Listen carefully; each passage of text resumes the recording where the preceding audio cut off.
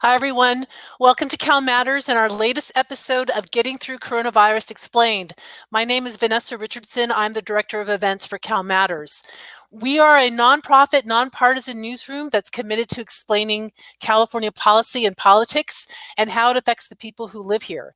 And because the coronavirus currently is affecting the state's policy, politics, and the rest of us, we've been doing this twice a week series of virtual events in which we have our team of CalMatters reporters talk with California policymakers and professionals who are tasked with getting us through the shutdown.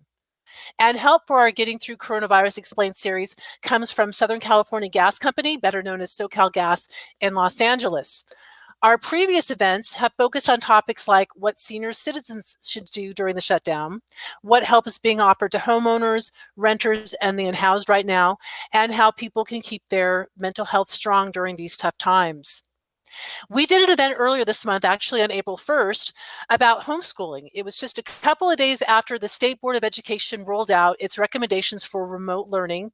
And we talked about those guidelines with the president of the State Board of Education and the superintendent of San Diego Unified School District. Now, nearly a month later, which seems like a lifetime, we're taking a look at how California teachers, parents, and students are handling the new reality of distance learning. And what's the outlook for K-12 education, be it virtual or in the classroom, when this new school year begins?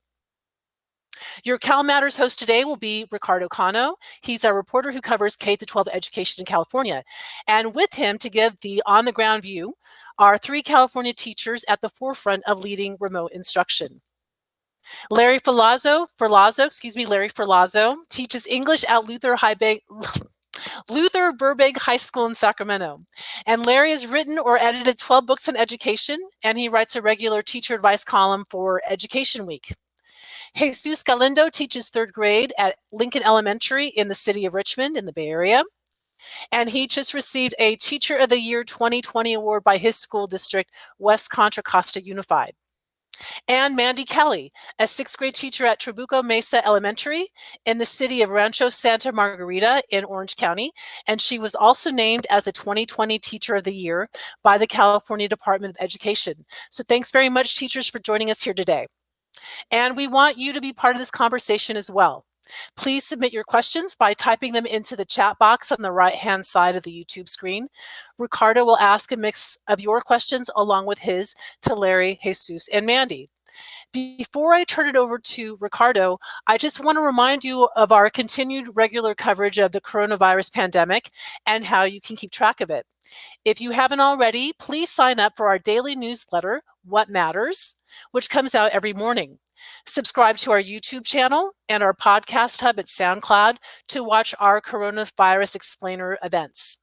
And consider becoming a CalMatters donor or member to help us keep doing our nonprofit, nonpartisan journalism on the issues that matter most to you in California's capital. And all the information needed to take the steps I just mentioned are on our website, calmatters.org. And with that, I will turn the mic over to Ricardo. Unmuting myself. Thank you, Vanessa, for the introduction, and my thanks to you, Mandy, Larry, and Jesus for taking the time out of what I'm sure has been a very busy day doing distance learning to kind of walk us through some of your experiences over the last few weeks. And I know it has been a hectic couple weeks since most California schools closed physically in mid-March. In the weeks that have followed, we've heard a lot about the different ways that schools and educators are doing distance learning, phrases like synchronous versus asynchronous learning, virtual student circles. I really wanted to take some time, to start us off, if you guys could, give us an understanding, an illustration of what distance learning has looked like for each of you and your students. How your kiddos have adjusted to distance learning, and how this experience has affected you personally. And we'll start with Mandy. Okay, so I am a sixth grade elementary school teacher, so I have my students for the entire day for all the subject areas. So for us, the distance learning was a little bit of an adjustment, but we've been very open and flexible, and I've been very open and flexible with my students as they have with me. And I think that's been one of our biggest key factors, is just all of us knowing that we're all trying new things. It's a journey and an adventure together. That's how we started our very first day of distance learning, telling them that, guys, we are on this journey together. We are going to be trying new things and exploring, and just kind of knowing that we're all feeling those same feelings was a really great way for us to start. The way that we have it formatted, I push out on, we use Google Classroom, so we are primarily digital. My school district was really great about trying to right away push out and loan Chromebooks to any students who needed it, help them with hotspots and internet, so that the students had what they needed in order to be as successful as possible with the situation. So we are primarily digital. The items go out on Monday. They're weekly assignments, but they're broken down by days to help them kind of stay on track. But really, we try to get everything in by the end of the week, because I am aware that all my students have different schedules, different opportunities, and things throughout the week, things that they need to help with. So we kind of do everything digitally. They're able to do it at their own pace. But I've also recognized just our need to just still connect and be with each other. So every day we do a live 1-hour session using Zoom. And we do mini lessons, we do morning meetings, we answer questions, we play games. It's just kind of that 1 hour face-to-face that really is what we need. And as I've gone through this, I've learned more and more that it's not so much about using that time for the academics as it is just using that time to bond and be together and do all those fun things that we really miss in class. And then we also have a half an hour office hour each day where the students can come in and ask questions, clarify, things like that. And so that's kind of our format. So far, they've been rock stars. If any of my students see this, they are rock stars right now. Making the adjustments, helping each other has been really great too, just giving them that opportunity and the platform to help each other out, so that I can't be there all day, every day for all of them. So they're really stepping up to help each other. And how about yourself, Jesus? Well, one of the greatest realizations is that floundering has been a natural part of this process. Every day, my students and I are discovering what works and what doesn't.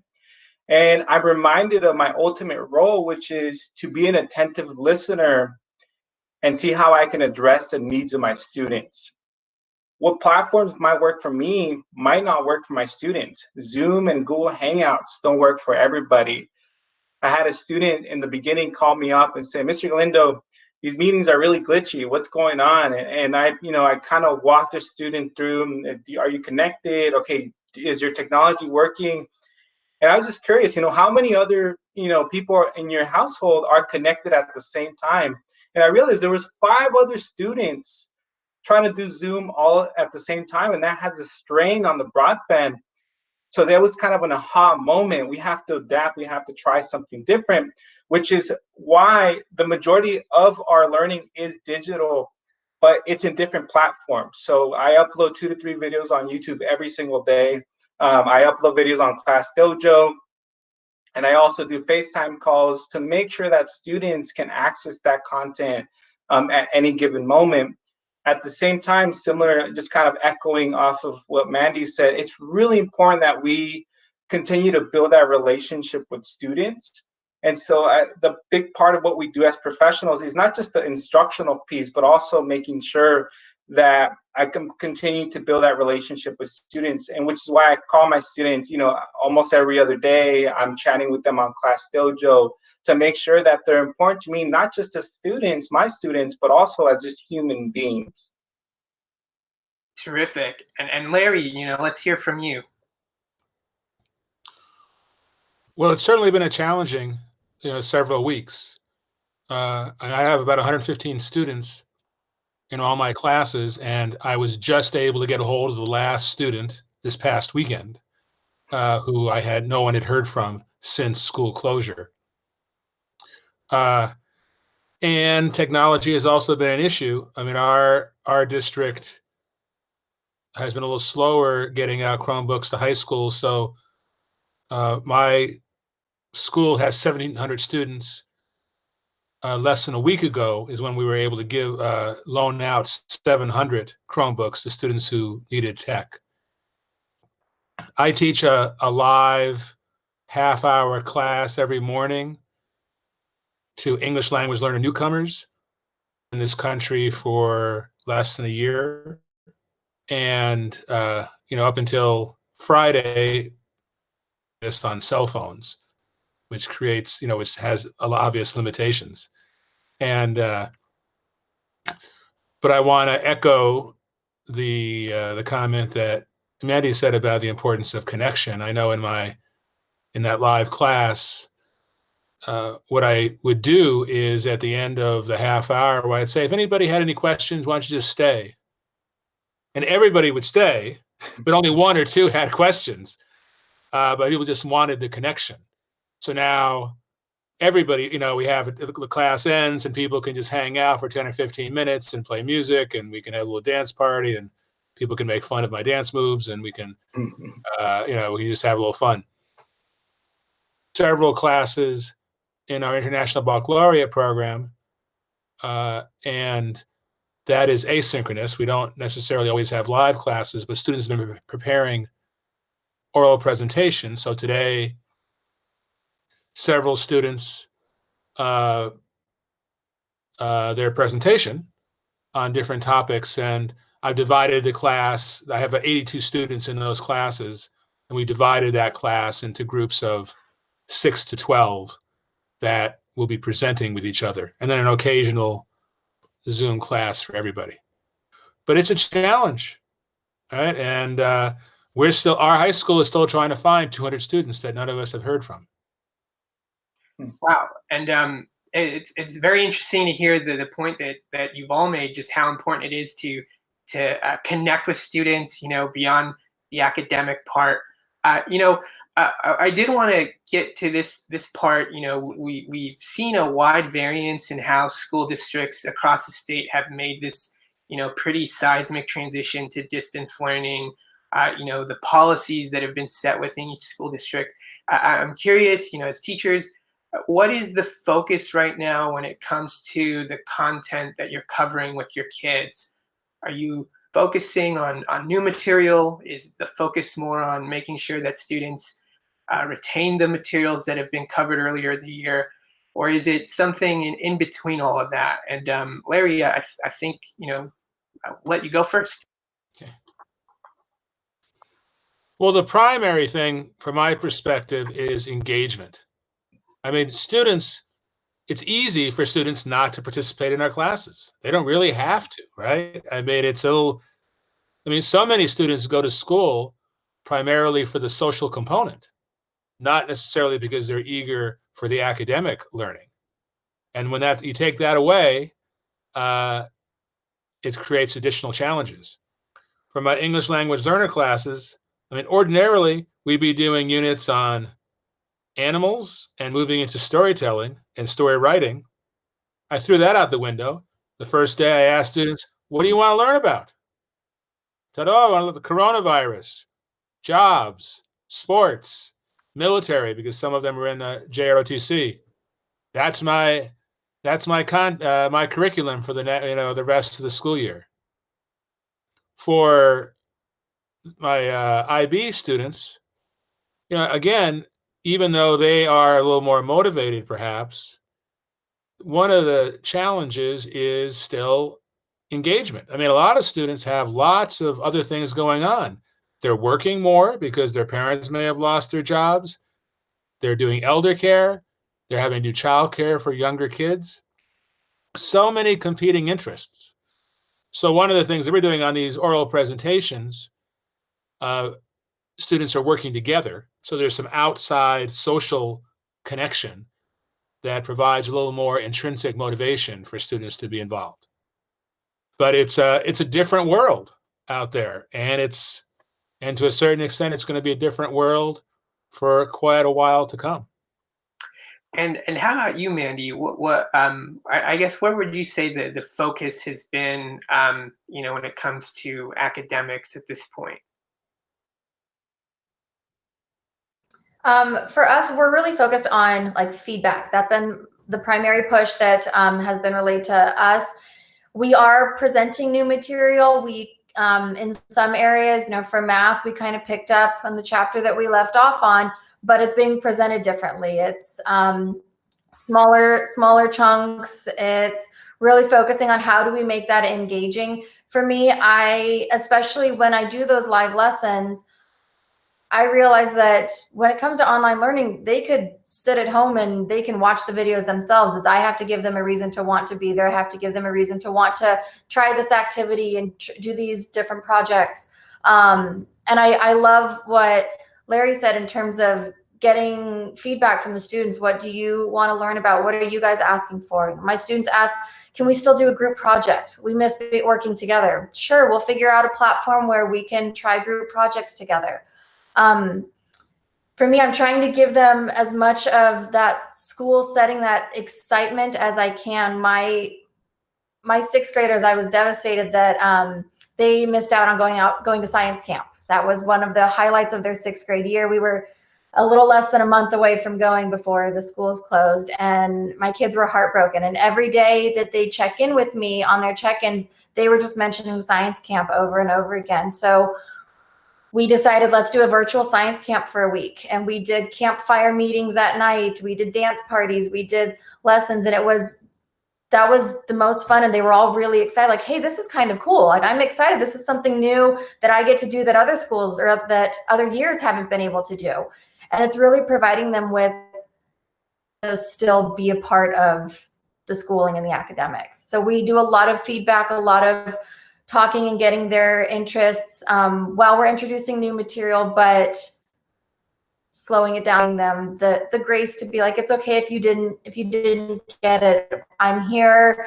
We can go slower. Don't getting the high grade or getting the 100% or anything like that. Let's just work on what do you need to be successful right now, and what are you needing emotionally, physically, not just academically.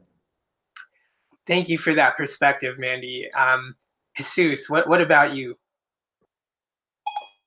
I think for me and for Lincoln Elementary, we're a school where 100% of our students qualify for free or reduced lunch. So a big priority has been access, making sure that students have the technology, they have access to this content.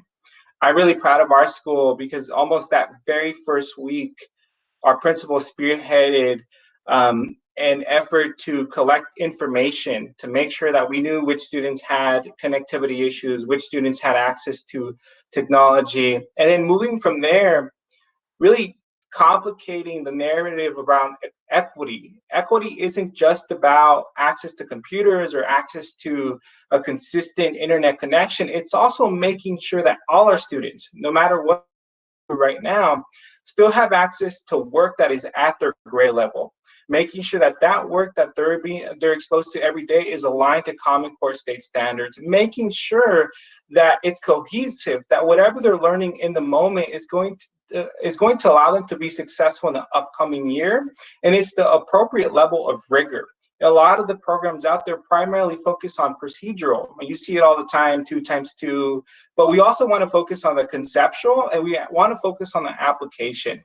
And so whether it's, the programs that we're using online, but also for the parents who didn't have access to internet at home, we were making sure that the packets they were taking with them were aligned to the Common Core state standards.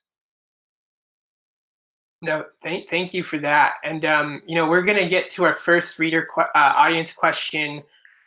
This question comes from Stefano Davis from Humboldt, who's asking, what percentage or of your students, didn't have internet access at home or weren't equipped to do, connect online. And, how are you guys addressing inequity when it comes to this digital divide? And for context, the California Department of Education estimated that about 1 in 5 California students, so 1.2 million, did not have the necessary access to internet or computers for remote learning when this all started.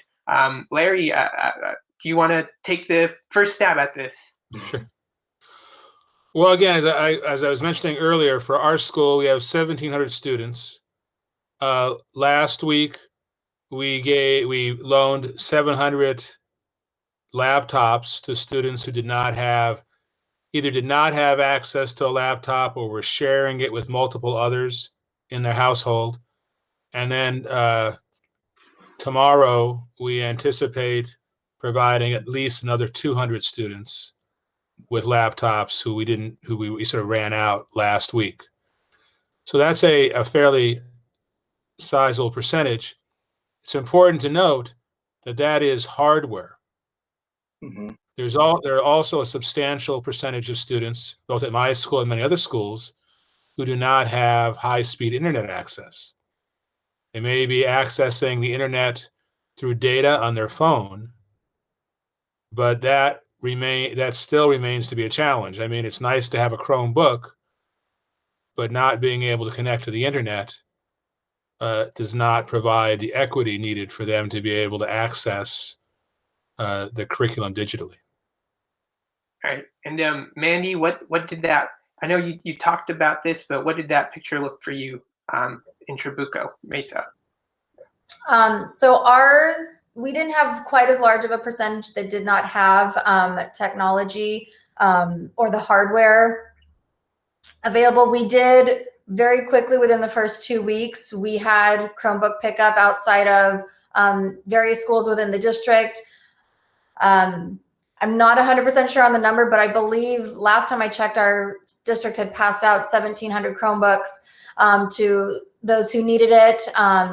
And so our first 2 weeks, we did offer a digital as well as a paper packet for any families that were kind of mid-transition. And then for my school, after the 2 weeks, we had the students that all had what they needed.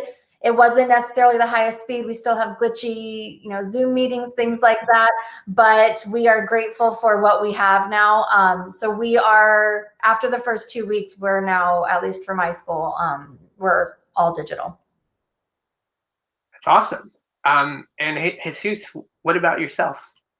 I'll start with hardware. I will say that I'm really grateful to my district because years ago they implemented a one-to-one technology policy.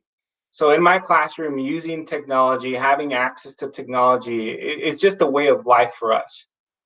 In terms of the connectivity, kind of building off of what Mandy and Larry said, initially it was an issue. There's this assumption that, well, if students have, a computer at home or you send them with a computer, then solved, everything's good. But the reality is that for a lot of our students and parents, they don't have a stable internet connection at home. But I think that our district also did a really good job of immediately trying to find out which students needed hotspots. Our district worked with business partners, worked with different organizations to try to get students to have hotspots.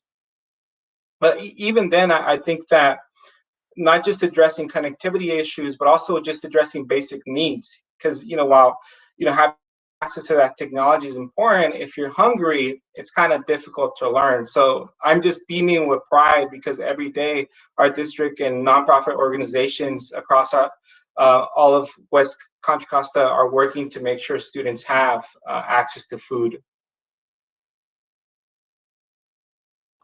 No, thank you for noting that. And just a quick follow-up, we obviously, California is one of the most diverse states in the country, and that's certainly reflected in our student population. Jesus, you spoke to this, but are there, beyond access to internet and technology, what are some other factors or barriers that you're seeing that might be affecting the ability of your students and parents to connect and engage with you and remote learning at this right now? Sure. Well, I think that if we solely focus on instruction, then a lot of the academic gains that are going to be achieved are primarily based on privilege. realized that there is a lot of parents, there's a lot of students out there struggling right now just to fulfill their basic needs: shelter, food, and mental health services as well. So I think that if we want all our students to be successful, we got to complicate the narrative around what does it mean to equitably distribute resources. I also think a lot of the learning, I have a partner who's a special ed teacher, and she always challenges me to diversify my learning. A lot of the learning that's occurring right now is auditory and visual in nature. And I think about how to best serve our kinesthetic learners or those who might require different learning modalities. And I think also helping students develop in, intangible skills like how to become independent problem solvers, how to practice radical candor with their teachers and educators, to give students the skills to be able to talk to the teachers and say, hey, I don't have access to this at home. You want me to attend a 1 hour Zoom call, but the reality is I don't have access to a space that I'm not going to be interrupted. And so just checking what privileges are required to access this content that we're putting in front of students. No, thank you for that. And we have a audience question from Mark Planky in Alameda, and Mark is asking, how much training were teachers given in online instruction before they were asked to teach remotely, and how has that affected their ability to teach effectively? Mandy, obviously a lot of moving pieces, but what did that look like in your community? I am beyond grateful to my school district, because the last couple of years we have had a huge surge in technology trainings. Even before any of this, it's been a big focus. And so we had Saturday summits, we had teacher-led trainings, we've had a huge push in technology, and we've felt not fully prepared, because no one is fully prepared for this, but we have felt as prepared as we could be given the circumstances in terms of technology. But what I also love is that it's been a great opportunity for teachers to help other teachers. And we are constantly sharing resources with each other. We're recording videos. These screencastify videos that we record for students. We record just as many for our colleagues as well. Here's how you set this up and send it out. Here's how we put this together. And so it's really brought our district together in terms of just supporting each other, and those that are more uncomfortable with the situation, with the technology, everyone else is really stepping up just to help as much as we can and sharing resources. One thing that our district did put together is they made teams for grade levels, and each team works on a weekly choice board of all the digital activities that can be posted on the school's website that any student can go on and access. Even if if a teacher is overwhelmed, if a teacher gets sick, that has to be a possibility too. What if a teacher is just not feeling well or is affected? How can we help support them as well? So we put together weekly boards of activities that any student can just go and get to and work on. And so it's really been just kind of everyone stepping up to the plate and helping each other and creating things. And Larry, the learning curve, making the switch to online distance learning, what did that look like? Well, our district provided very, very minimal professional development assistance. Literally, a few days before we were going to officially start distance learning, just some self-paced online materials. Our local union, on the other hand, has provided, created a Facebook support page where teachers throughout our district have really been able to connect with each other. And I would say also so district-wide, our union has been the primary source of professional development and support. And then within each of the school buildings, clearly teachers have worked together and helped each other troubleshoot. But it is indeed a pretty big learning curve. I mean, there are just some teachers who have been very resistant to any kind of technology over the years. And for them, this has been pretty bad. I was just reading a projection that for a variety of reasons, some are suggesting that in June, there will be a substantial number of teacher retirements for teachers that, and not just for technology sake, but just for a variety of reasons, are sort of done with it after this and just don't want to face what we're all maybe facing next year, which will be a strange and challenging dynamic. Real quickly, you think that this kind of method of instruction is going to be something that will be here in the long, here to stay? Well, I actually think that the primary lesson of this is that distance learning is not the way to go in terms of really providing the education that our students need and deserve. However, I also live in the world as it is, not as I'd like it to be. And until there is a vaccine, it's a pretty safe bet that in one form or another, distance learning is going to be a major component of what teachers are going to have to deliver. Absolutely, and thank you for making that point, Jesus. In your school, your community, what did that learning curve look like? It's similar to Larry. It's been a learning experience, learning opportunities every single day. Like I said previously, I felt really because my district committed to a one-to-one computer policy a while back, years ago. And during those years, I got a lot of training around blended learning. I got a lot of training around how to vet whether the programs that we're using are aligned to Common Core state standards. I got a lot of training around making sure that I'm comfortable using different components of technology, whether it's, Google Hangouts or Excel sheets. That's why initially the transition to remote learning wasn't as heavy for me. What was unexpected was my own internal reaction. I've been teaching for 7 years, waking up every day at a certain time, going to school, delivering a lesson, interacting with students face to face, talking to parents. And all of a sudden, it almost felt like overnight that changed. And so it was really difficult for me to adjust. I kind of had to have some grace and say, here's where I'm at, and just accept that we were going to have to transition. And so I had to kind of come up with ways to be productive throughout the day. But I am really grateful to our district that decided to invest in technology early on. And my students were too. I mean, they knew how to log in. I didn't have to spend a lot of time helping them log in. And I think this year we started allowing students to take the computers home. So students were already getting used to using that technology in their house. Oh, that silver lining there.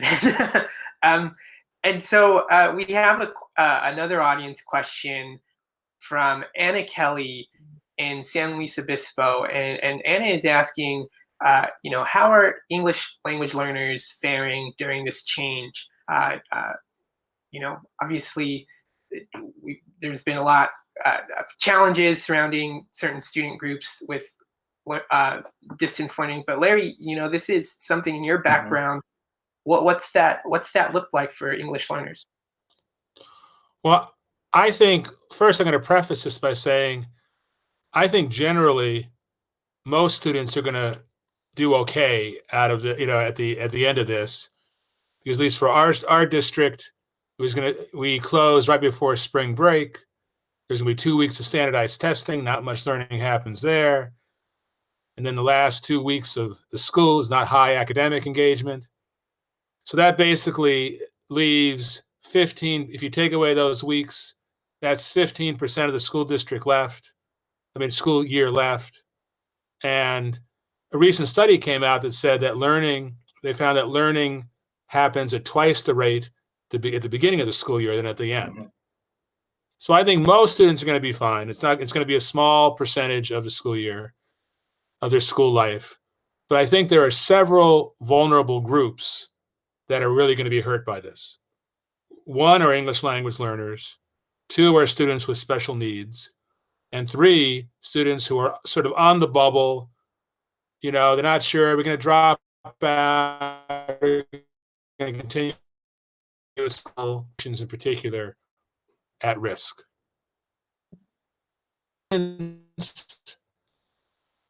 Or in seminar classes, I wouldn't say that not so much. Newcomers often have specific classes just for them. And teachers that are very well schooled in how to teach them and can provide special support, like what I'm doing. You know, it's not great, right, at all, but at least they're going to stay connected. One of the challenges for so many other English language learners who are in mainstream classes, oftentimes with teachers who have challenges scaffolding and differentiating instruction for those students in the physical classroom, they're very unlikely to have any idea how to differentiate for English language learners in the digital classroom, right? I mean, and I think that English language learners in general are likely to be hurt more than many other students because of that. And I don't necessarily blame teachers, right? It's not like teachers have received training on how to differentiate for ELLs in a digital classroom, right? Nobody's received that training, right? So, it's not, so I want to be clear, it's not, I mean, we're all just trying our best here, right? And, but trying our best is still going to end up with at least those three constituencies getting hurt a lot. And Mandy or Jesus, you guys have anything you want to add on that front, just on the broader topic of the student groups in this situation who you know, you're really focused on and you're really kind of concerned about, you know, after this is all said and done? Jesus? Yeah, I couldn't agree more with Larry. I often think about, 100% of my students are English language learners.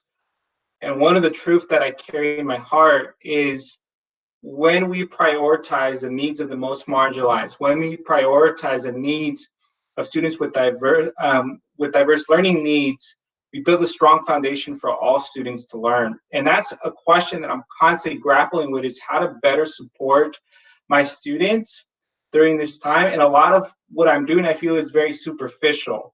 It's really hard to, get a little deeper. I'll have a student call me and say, okay, what do I do, Mr. Galindo? And sometimes the best answer is, use Google Translate or use this resource. I'm not able to help them in the way that I wish.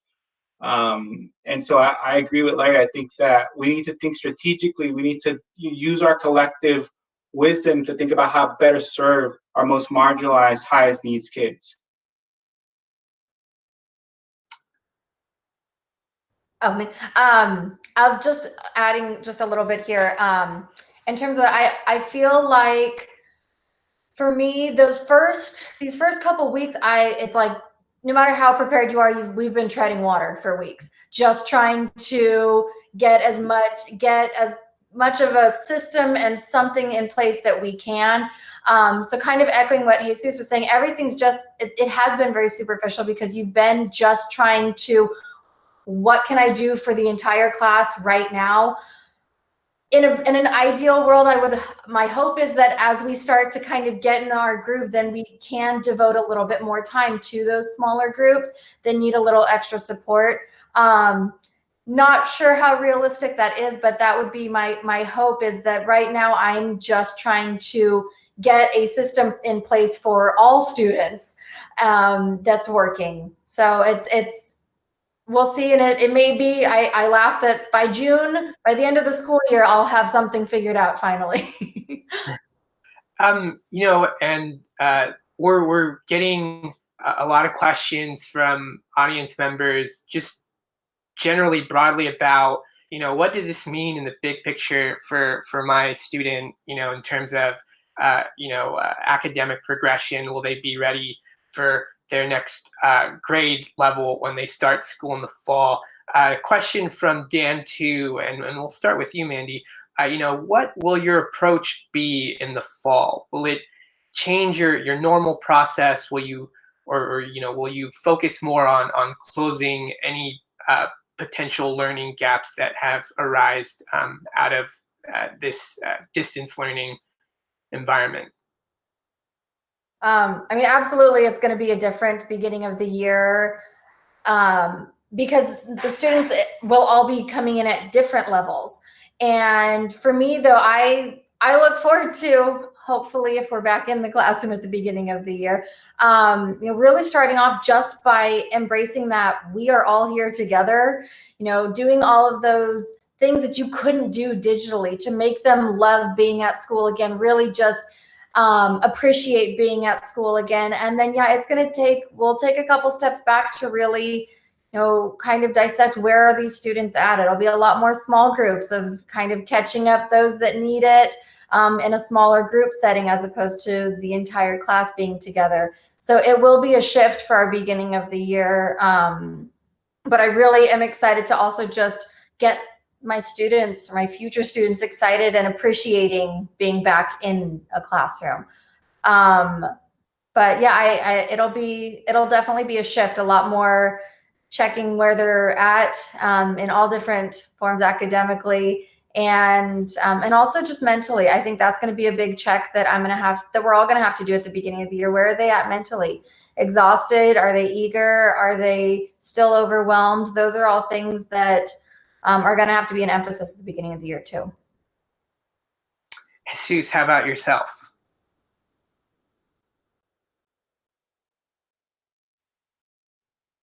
Without a doubt. I think about this moment, this time has allowed me to think really critically about how we can leverage technology to automate some of the teaching that goes in the classroom. More specifically, I'm referring to the procedural part of teaching. In third grade, it's a lot of the developing automaticity, 2 times 2, 4 times 4.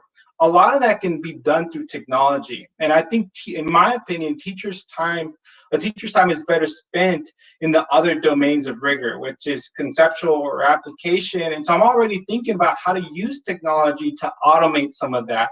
And also, I think about how to better, how to use technology so that we can spend more time uncovering the specific needs of our students. I think one program that we use a lot is Epic Reading, and Epic Reading is a library of thousands of books. You can read them regularly, you do read alouds, but also we've been using Epic Reading to not only assign books that are at the kids that they're interested in, but also making sure that students have a constant stream of books that are within their zone of proximal development. And they have access to those books wherever they go, whether they're in school or at their home. And so I'm just thinking about how to constantly continue to use technology so that I have more time, so I can invest in more time in the stuff that really moves the needles for kids, making sure that I know what their needs are, I know where they're starting, I can develop a goal with them, I can focus more time on that conceptual learning part. Yeah. Larry, what do you have to add? Well, just a couple of things. One, my hat's off to Jesus if he's thinking about how to do this next year, because I'm happy if I can make a plan for next week. So I'm impressed. That's great, but it's great thinking. We should all do this. I wish more districts were going to be doing this too. I was reading an article in Ed Week saying that all districts should sort of create a committee now to start figuring out plans for the fall. And I would bet dollars to donuts a whole lot of districts aren't even thinking about that. But I do want to also mention reinforce something that Mandy said. She said, well, maybe I'll have this stuff down by June. And how I'm looking at this is I'm encouraging teachers, try things out and figure out by June so you know what you want to do. I mean, these 2 weeks are going to be a drop in the bucket, I believe, compared to maybe 18 months of more months of where we're going to have to do some kind of remote teaching.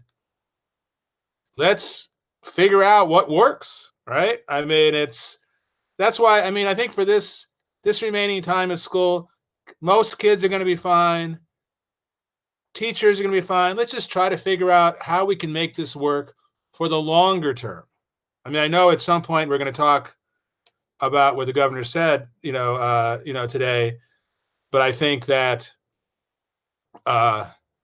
we really are going to need time to reflect on what has happened over these 2 months, and can't necessarily rush right into doing something that may end up being even more damaging to students if we don't take the time to reflect about it.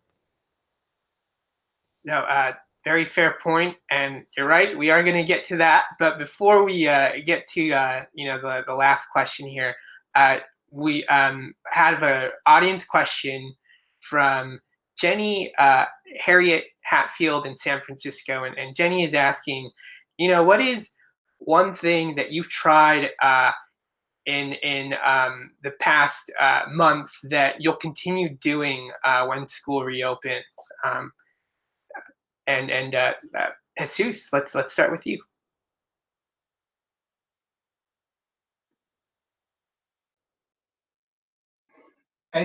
I think a lot, that makes me think a lot about just increasing my self-awareness. When we started getting instructions from our district and from our union that we were going to have to transition, there was a big push to make sure that all students were participating. And so I automatically got into that mode, and I'm going to do whatever it takes to make sure that my students are participating. And I remember, one student wasn't participating, and I had a really good relationship with that family. So I called them up and I left a message, say, hey, I really want your student to be, doing this online learning. And parent didn't get back to me. And I kind of just, that sat with me. And I said, wait, hold on here. Whose interests are at the heart of this? And so I called again, but I reframed it. A couple of days later, I reframed it, and I instead asked, how can I serve you better? How can I do justice by you? And the very next day, I got a call and say, Mr. Galindo, we actually don't have access to the internet. And so we were able to kind of solve that. But I realized that this is a unprecedented moment for so many of us. And I think that I have to kind of reflect internally, check the privileges that I have, and not make assumptions about the parents or the students that I'm working with.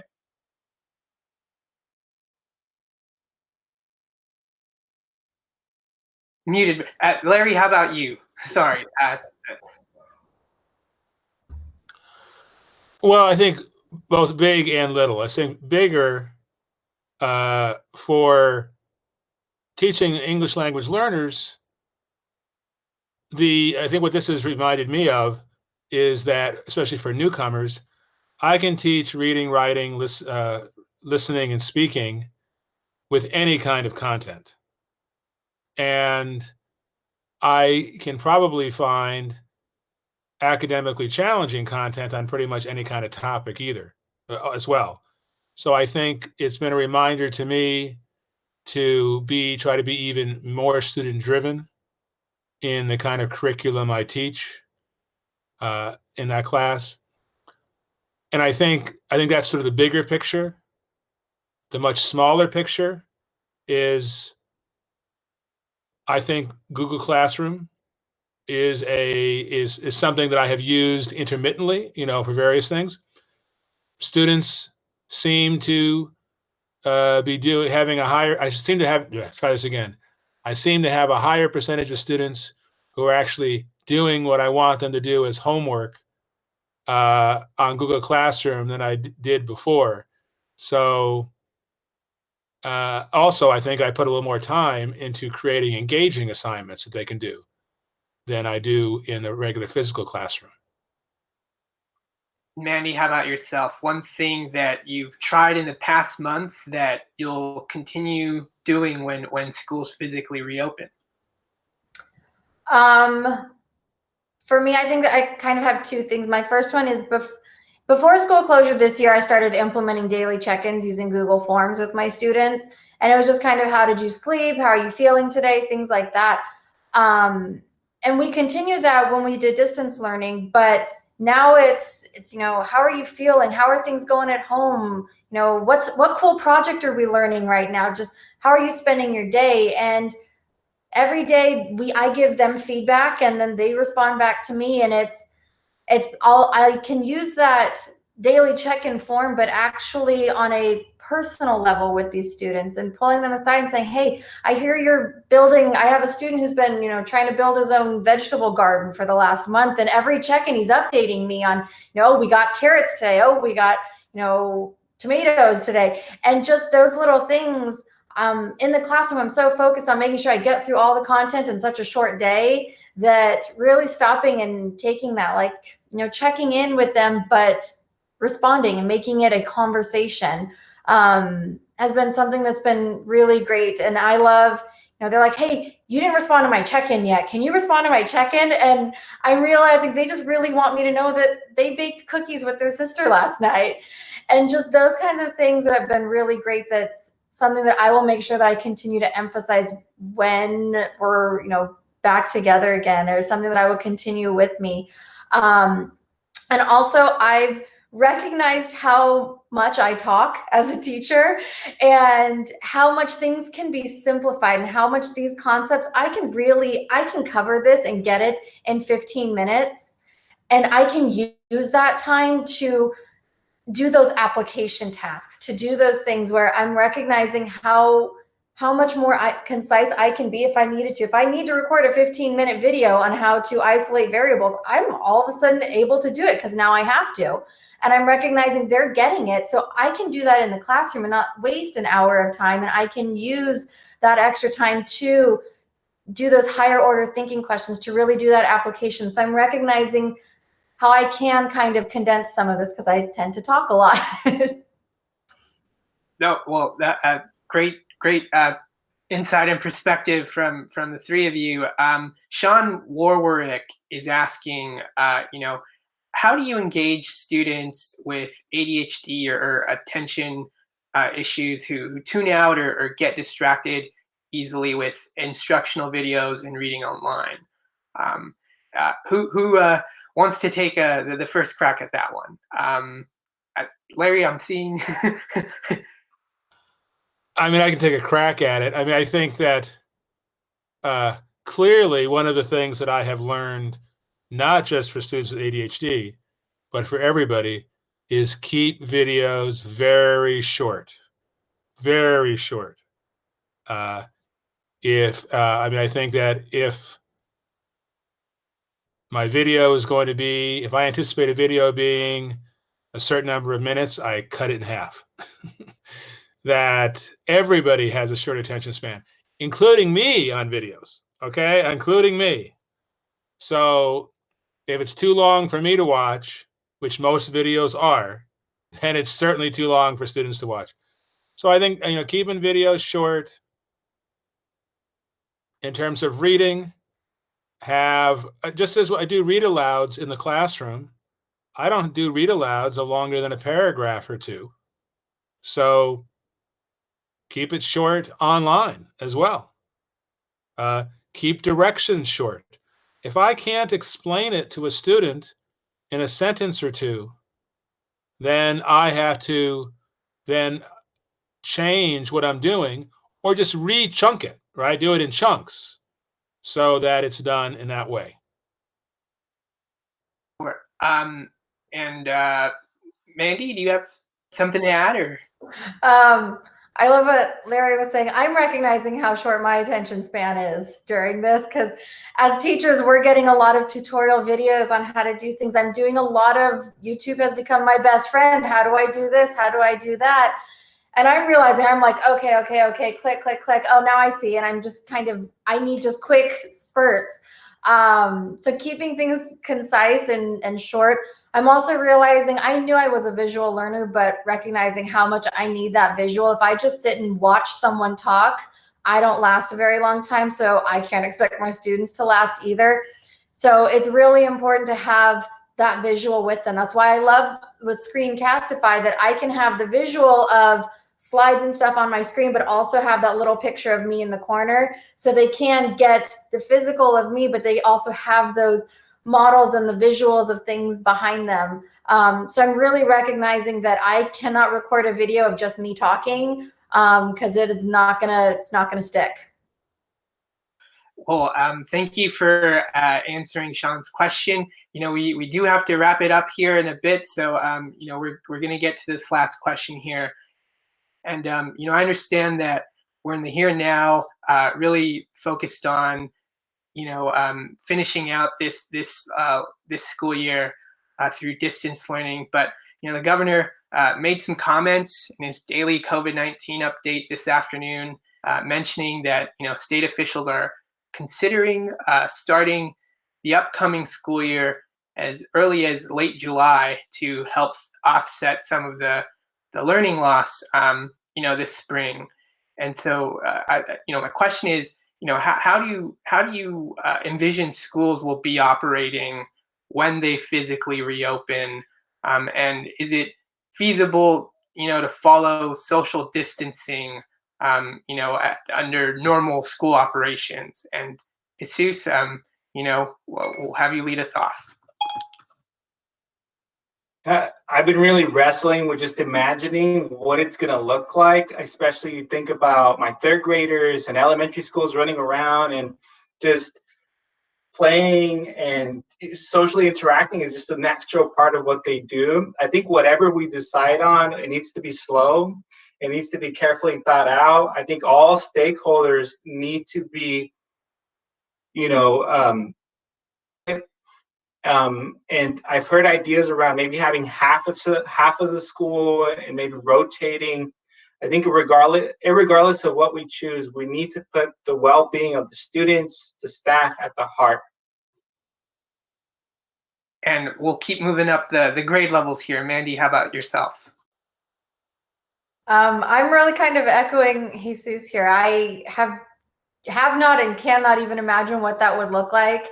I've got big 6th grade bodies and I got 36 of them in one room, and I couldn't even imagine trying to tell them to separate and where we would put them. But also a lot like what Jesus said in terms of just how do you tell kindergartners don't go play with each other on the playground or separate on the playground? And adults have a hard enough time following those directions, let alone asking kids to do that. And so I agree that it has to be something that is very well thought out and something that, you're getting feedback from all the different stakeholders in this. I think that's going to be a really important thing too, is making sure that decisions aren't made unless you're getting a voice from all the different aspects of what schooling brings. And Larry, take us home. Well, I certainly want to support everything that Jesus and Mandy have said. A couple of other things. One, I certainly have a whole lot more confidence in Governor Newsom when he thinks about how schools are going to come back than President Trump, who said yesterday, oh, it doesn't affect the kids too much.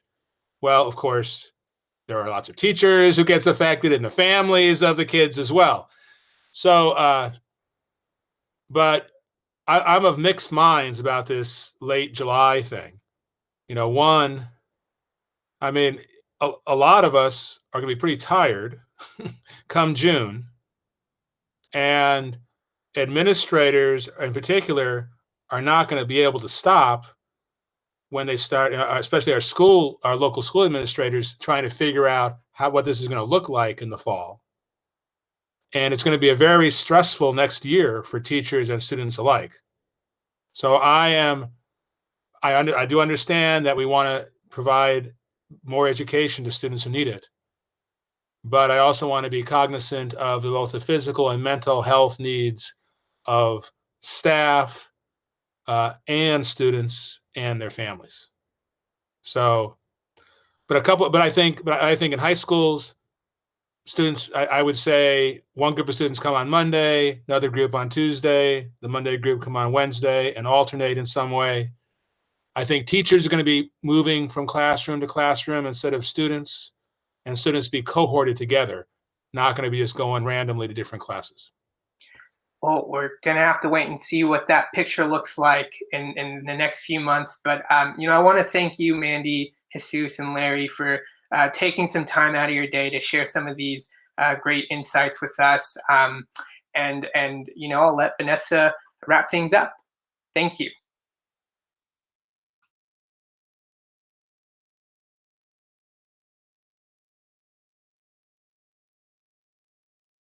Hey, Vanessa, you're muted. And thank you to the audience for tuning in.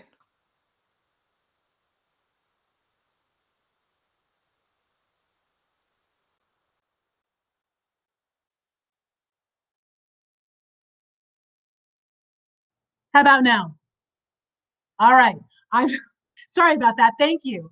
All right. Thank you, Ricardo, for letting me know about my mic. And I also wanted to give my thanks to the Superstar teachers for joining us today and for all the great work that you're doing to keep your students on track with their studies. Thanks again to SoCal Gas for its support of this discussion and our upcoming Getting Through Coronavirus Explained events. There were a lot of questions that came in. We didn't get to them all, but if you'd like to send the questions that you had during this discussion, please keep on doing so. You can email them to us at info@calmatters.org, and we'll make sure to get them to Larry, Mandy, and Jesus so that they can answer them for you. And again, we have the resource list that was on the YouTube chat page that you can click onto for reference. If you missed any of this discussion, you want to watch it again, as well as any of our past events, they live here on the CalMatters YouTube channel, as well as on the events page tab of calmatters.org. We create audio podcasts of these conversations as well, which are available at our podcast hub. That's soundcloud.com/calmatters. And with that podcast, we'll include the link to a lot of the resource list with a lot of useful resources that our teachers mentioned here. For all our coverage about the coronavirus outbreak in California, subscribe to our newsletters at calmatters.org/subscribe and also calmatters.org/coronavirus. And again, if you're able to support our nonprofit, nonpartisan journalism at this time, please make a donation via our homepage at calmatters.org. Our next virtual event happens this Thursday at noon. We're going to be taking a look at the food supply chain and where it's breaking down here in California and nationwide. There's so many headlines about the meat processing plants being shut down, milk being poured down the drain by dairy farmers, food banks experiencing supply shortages. So we're going to talk to people here in California that are familiar with our food supply chain about where the breakdowns are, why they're happening, and how they can be resolved. In the meantime, please stay strong, stay healthy, stay safe. Thank you again for joining us, and we will see you here next time.